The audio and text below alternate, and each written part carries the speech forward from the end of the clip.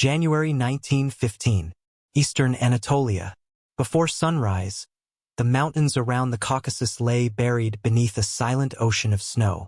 The wind moved slowly across the ridges, carrying crystals of ice that scraped against wooden trench walls and frozen rifle barrels. Every breath turned instantly into mist. Boots cracked against ground that had hardened like iron. The cold did not merely surround the soldiers who waited in those trenches. It entered them, crept through wool uniforms, through leather gloves, through bone. In the darkness before dawn, the frozen front between the armies of the Ottoman Empire and the Russian Empire seemed suspended in stillness. No artillery thundered, no rifles fired, only the wind whispered through the wire. But beneath the quiet lay exhaustion, hunger, and disbelief. Ottoman officers stationed along this distant frontier had been expecting something entirely different when the war began. They had expected movement. They had expected swift victories against a northern enemy weakened by distance and winter. Instead, what they witnessed in those frozen trenches would force them to reconsider everything they believed about war, endurance, and the strange power of nations fighting for survival. The conflict unfolding in these mountains was part of a much larger catastrophe that had erupted across Europe in the summer of 1914.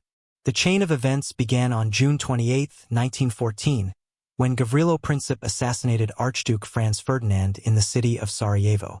Within weeks, alliances that had been carefully constructed for decades ignited like a web of fuses.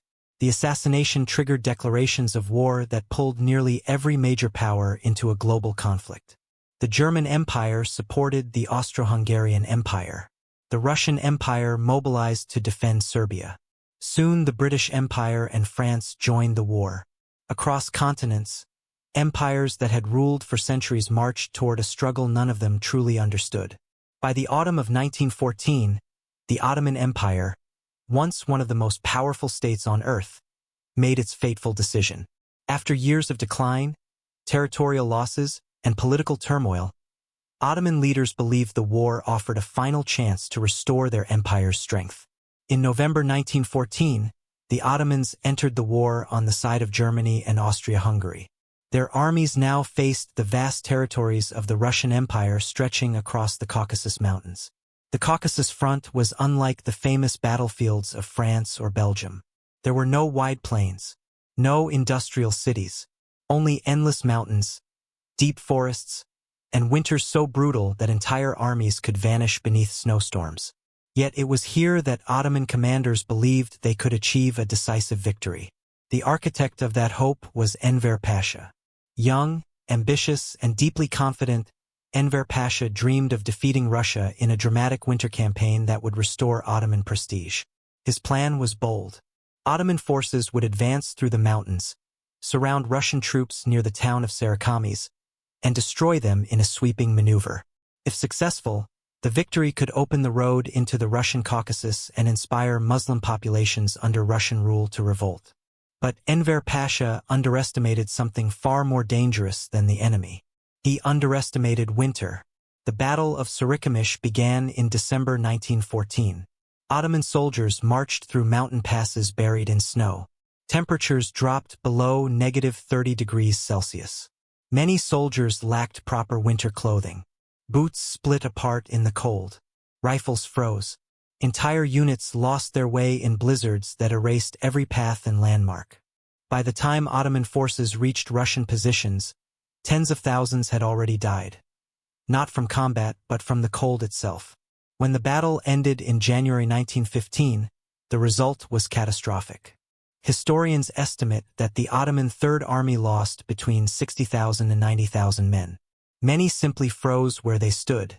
The campaign that was meant to restore the empire had instead shattered one of its largest armies. Yet the war did not end in those mountains. Instead, the front hardened into frozen trench lines stretching across the Caucasus. And it was in those trenches that Ottoman officers began noticing something remarkable about the soldiers facing them. The Russian infantry. At first glance, Russian troops appeared no better equipped than their enemies. Many wore simple wool coats and heavy boots caked with ice. Their rifles were often older models like the Mosin-Nagant rifle. Their trenches were crude, dug into frozen earth that shattered like stone beneath shovels. Supply lines struggled across vast distances. Food shortages were common. Yet despite these hardships, Russian soldiers displayed a kind of endurance that astonished Ottoman observers. Ottoman officers wrote reports describing Russian infantry remaining in exposed forward positions even during severe blizzards. Some trenches were buried beneath snowdrifts so deep that soldiers had to dig upward just to breathe. Still, the Russians remained. They lit small fires in dugouts carved into the ice. They repaired their rifles again and again. And when the storms passed, they returned to their posts as if the frozen night had never happened. For Ottoman commanders who had just watched their own army collapse during the Sarikamish disaster, the sight was deeply unsettling. Many had believed that the Russian army, stretched across one of the largest empires on earth, would suffer from disorganization and weak morale. Instead, they encountered a force hardened by climate and endurance. Historical records from Ottoman officers describe Russian soldiers marching through snowstorms with calm discipline. Some accounts note that Russian units continued patrols even when temperatures were low enough to freeze exposed skin within minutes. The historian Alan Frumkin later wrote that winter itself became the dominant weapon of the Caucasus front. Both armies fought the enemy, but they also fought the mountain. The Russian soldier had grown accustomed to that mountain in ways the Ottoman army had not. There was another contrast that Ottoman officers noticed as the war dragged into 1915 and 1916. Food. In many Russian trenches, soldiers survived on black bread, cabbage soup, and dried fish. Supplies were irregular. Rations were small. Yet Russian infantry often adapted through improvisation.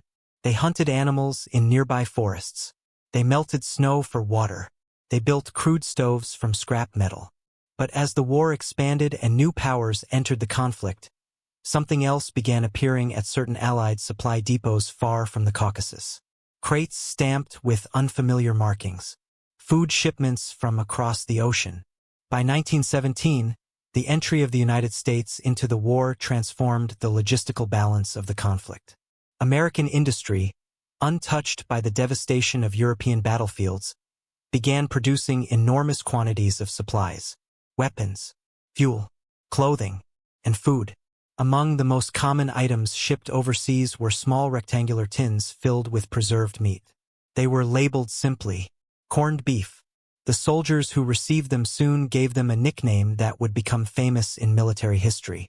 Corned beef, often called bully beef.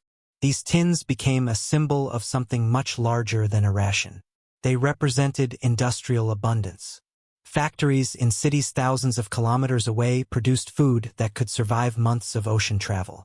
Ships carried it across submarine-infested waters. Railways delivered it to distant fronts. And eventually it reached soldiers freezing in trenches carved into ice. For troops who had spent months surviving on thin soup and stale bread, the arrival of preserved meat felt almost miraculous. Ottoman officers observing Allied supply networks began to recognize the significance of this abundance. War was no longer decided only by bravery or tactics. It was decided by production. The ability of a nation to feed its soldiers mattered as much as its ability to arm them. Meanwhile, the Russian infantry facing Ottoman trenches continued their strange routine of endurance. They repaired frozen rifles. They reinforced trenches with logs cut from frozen forests. And they waited. The war that had begun with dreams of swift victories had become something entirely different. It had become a contest of endurance between entire civilizations. For Ottoman officers, the experience forced a transformation in their understanding of the conflict. The early optimism that had fueled Enver Pasha's campaign faded. In its place emerged a sobering realization. The modern war was larger than any single army. It stretched across oceans. It depended on factories, railways, shipping lanes, and food supplies that connected continents. And the soldiers fighting in frozen trenches were only the visible edge of that immense system. As the winters passed, the Caucasus front remained brutal but relatively static. Battles flared and faded. Armies advanced a few kilometers, then retreated again. But the memory of the Sarikamish disaster never disappeared from Ottoman command. It became a cautionary lesson taught to new officers. Never underestimate the climate. Never underestimate the endurance of an enemy shaped by that climate. And never assume that war will follow the plans drawn on a map. For the Russian soldiers who endured those frozen trenches, the war carried its own transformations.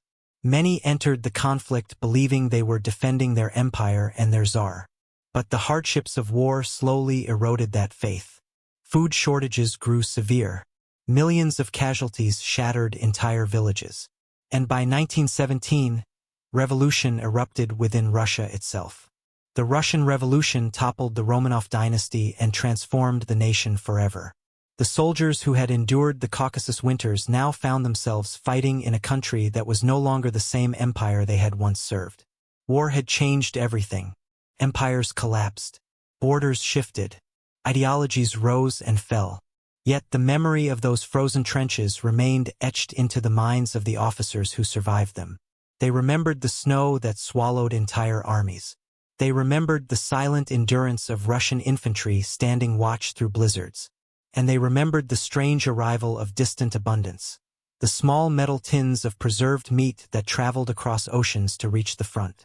A simple ration, yet also a symbol, because inside that tin existed the quiet power of industry, democracy, and global trade. It was the material strength of societies capable of feeding millions of soldiers while fighting a war that stretched across continents. In the end, the frozen trenches of the Caucasus revealed something deeper about the nature of modern conflict. Victory no longer belonged solely to the bravest army or the most brilliant general. It belonged to the societies capable of sustaining war through production, endurance, and belief in a future beyond the battlefield. The mountains remain there even today. Silent, snow-covered, the trenches have long since collapsed into the earth. But the wind that moves through those valleys still carries the memory of that winter war. A reminder that history is often shaped not only by battles, but by the quiet resilience of soldiers who endure the impossible. And somewhere within that memory lingers the image of a small metal ration tin resting in frozen hands. A symbol that even in the coldest trenches of the world, the forces that shape history often arrive from far beyond the battlefield. Carried across oceans, sealed inside the ordinary objects of everyday life, quietly sustaining the fragile idea of freedom.